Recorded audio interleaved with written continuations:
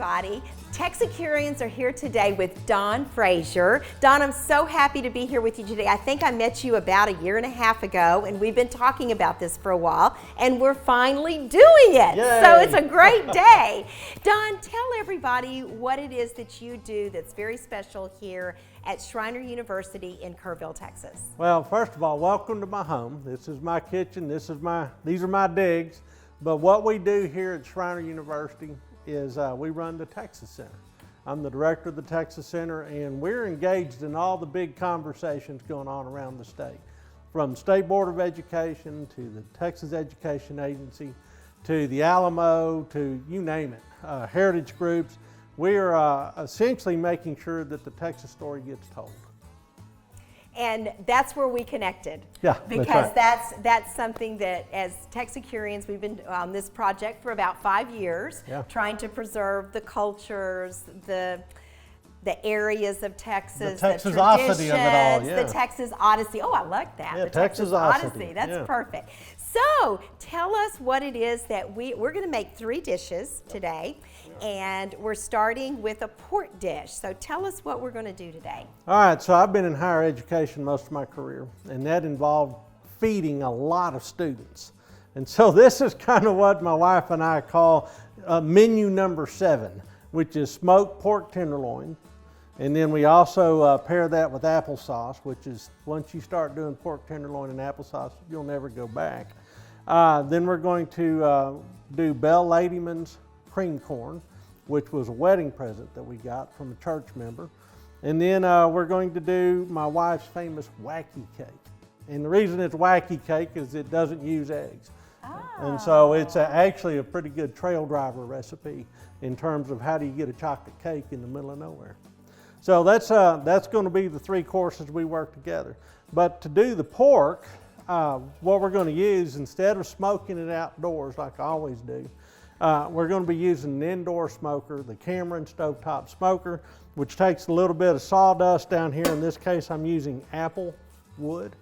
And then I will season these pork tenderloins. Yeah, there's not very much in there at all. No, it's very impressive that that's all that takes. Yeah, you'll be amazed. A little dab will do, as it turns out. So I'm just putting a rack down here on top of that sawdust, and that sawdust will char up underneath it and then flow in over the top. So I've got a couple of pork tenderloins, and I've butterflied them so that I can get the lid on it, if for no other reason, also to get it cooked nice and evenly all the way through. Now I've got a couple of my favorite rubs. One of these is from the meat church up in Waxahachie. Oh, that's the good Texas product. That's right, honey hog barbecue, and since this is pig, I tend to go with anything that is kind of pork forward, and I'm just throwing it in there, give it a little pat down, and I'll do that side as well. All right, so just since variety is the spice of life, I'm also going to use this rub from the chupacabra. Oh, chupacabra. Line. Yeah, the gringos. The fable of the chupacabra. Yeah. It's a Texas story. It is. I don't think this is made of ground up chupacabras, but but it's a great name. It is a great name. These guys started out down in Bandera, which is near to us, and they have since moved their operation to more commercial digs, I think, but I like their stuff. And then we'll put it on a low burner. Okay. So this is about number 2 on this glass top stove, and we just entomb it.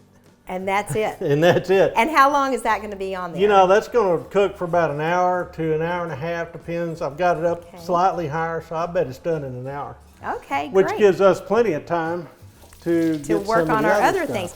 But before we do that, I would love to talk just a little bit about what it looked like on an early Texas pioneer farm. And maybe not even so early, because I know even my grandmother always had a hog. Oh, sure. I mean, it's hog killing season too. If it would ever get cold enough, it would be really hog killing season. So pork is a winter dish in the South. And that's when you went through there and you stuck your hog and you gutted him out and you made your sausage over here and you pulled these tenderloins out because that was the primo eating. So I always like to do this kind of at this time of year, and if you pair it with applesauce, as I do, it kind of brings in those winter flavors, fall flavors. And apples are a current fruit right now. Yeah, that's so right. yeah, definitely kind of a winter fruit. And also for those of you who didn't grow up on a farm, or the hog was kind of the recycling bin. It was the recycling bin. I mean, if you had anything laying around that you just needed to be shed of, just go throw it to the hogs and they would turn it all into meat. And then later on it would show up as ham. And there's even a word for it. Do you know what that was? No. Slop the hogs. Well, slop the to hogs. slop the hogs. Just That's go right. The slop for the yeah, hogs. that went on for a long time here in Texas until there were grocery stores. Yeah, exactly. And so you had all these hog products, and one of the things that you would do to prepare them is you put them over an open hearth. So this is kind of an artificial open hearth. If the weather was better or if it's a little warmer outside, we'd just fire up the smoker and do the same sort of thing. But I like this little Cameron stovetop smoker. It handles the same sort of chore.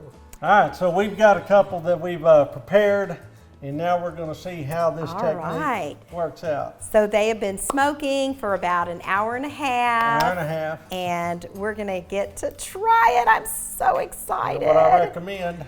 A little dip into the applesauce. A little dip into the applesauce. Okay, the way to try it. Yum.